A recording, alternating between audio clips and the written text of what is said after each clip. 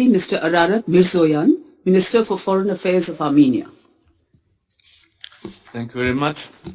Madam President, Excellencies, members of the Security Council.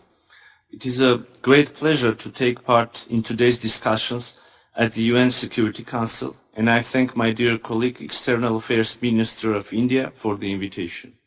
The Indian presidency has chosen a very timely and important topic for this open debate. International relations, as we have known them, appear to be in transition.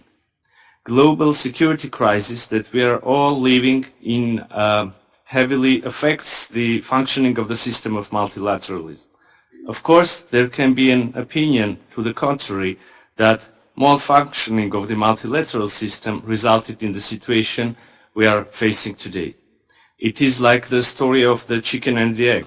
Thus, I do believe it is more convenient to concentrate on the question of how multilateralism should be reformed based on the lessons that ought to be learned.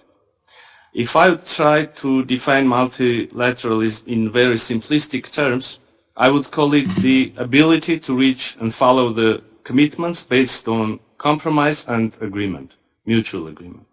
To find a common ground, we must adhere to the universal red lines on which both-sided approach cannot be tolerated. And these red lines are reflected first of all in the Universal Declaration of Human Rights and the UN Charter. This important open debate will hopefully serve as food for thought in our shared struggle to maintain and improve the multilateral system for the sake of future generations. Mr. President, Armenia is firmly committed to the multilateralism anchored in the purposes and the principles of the Charter of the United Nations, including non-use of force or threat of force and peaceful resolution of disputes. In a world where conflicts regrettably continue to persist, prohibition of the use of force and strict adherence to peaceful settlement of conflicts are indispensable to the maintenance of international peace and security. The United Nations must remain resilient to the detrimental practices of imposing unilateral solutions and prioritizing violence over peaceful settlement. Attempts to normalize the use of force in interstate relations, to unleash wars and commit atrocities are incompatible with the core values and objectives of the United Nations and must be unequivocally condemned and rejected at all times. Strengthening the capacities of the UN and those of the Security Council to prevent and respond to such disturbing challenges is crucial for delivering on the objective of upholding international peace and security.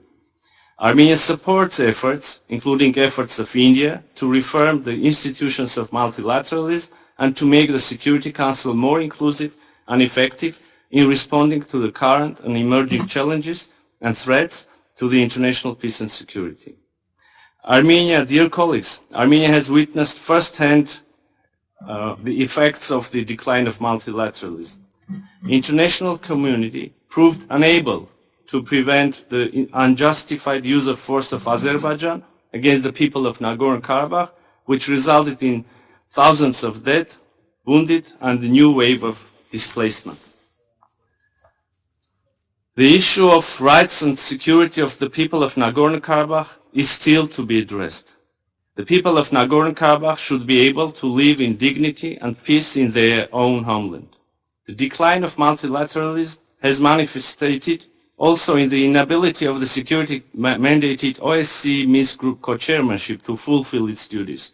One of the parties to the conflict essentially blocks the activities of this format. Moreover, unilaterally declares that the Nagorno-Karabakh conflict has been resolved by use of force, thus hampering the potential solution of the conflict through international mediation.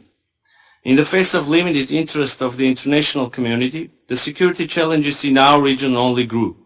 Armenian sovereign territories have been continuously under attack. The last major incident was in September this year, and we requested an emergency meeting of the Security Council to assess the situation in full and to remain seized on the matter. The security situation, I regret to say, has not really seen any significant improvements. Despite the calls of the international community, Azerbaijan continues to keep sovereign territories of Armenia under occupation. We continue to face the growing military rhetoric of Azerbaijan that openly threatens our sovereignty and territorial integrity. 2 years since the cessation of military hostilities in Nagorno-Karabakh, the issue of return and repatriation of the Armenian prisoners of war remains unresolved.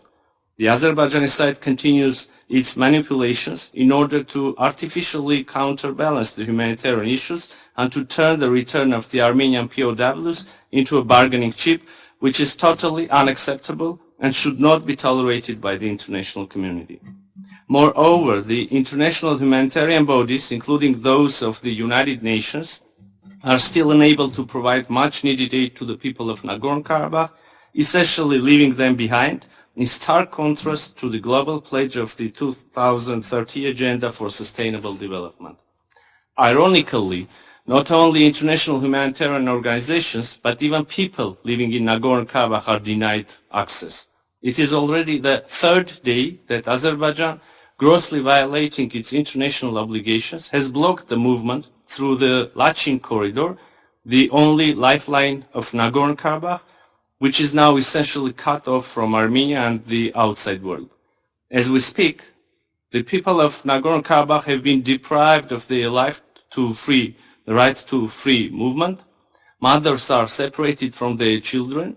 Terminally ill people can't get medical supplies and help. Even worse, in freezing winter conditions, the gas supply to Nagorno-Karabakh has been severed by Azerbaijan. Nagorno-Karabakh, dear colleagues, is facing the imminent threat of food, energy, and overall humanitarian crisis, which, if not addressed urgently, will lead into a catastrophe. In such conditions, the leadership of Azerbaijan claims that they are ready to provide rights and security guarantees for Armenians and that no international mechanism or presence is required. What we have at hand is illustrative of how they imagine these guarantees. Along with Azerbaijan's refusal to hold dialogue with Stepanakert on their rights and security, this position testifies to the fact that Baku continues pursuing a genocidal policy towards the Armenians of Nagorno-Karabakh. At the beginning of my speech, I highlighted the importance of fulfilling commitments, both in case of Armenia-Azerbaijan normalization process and the issue of Nagorno-Karabakh. Azerbaijan refuses to realize its own commitments that were reached also in multilateral formats.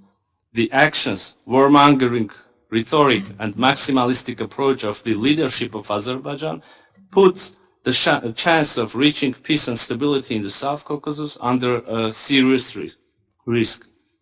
Mr. President, based on our own experience, we can argue that without effective multilateralism, the world will be devoid of peace and security. Hence, we must all strive to devise better, more efficient modus operandi in order to be able to prevent conflicts, genocides, and other mass atrocities and focus on peaceful, sustainable development. I thank you. I thank His Excellency, Mr. Mirzoyan, for his statement.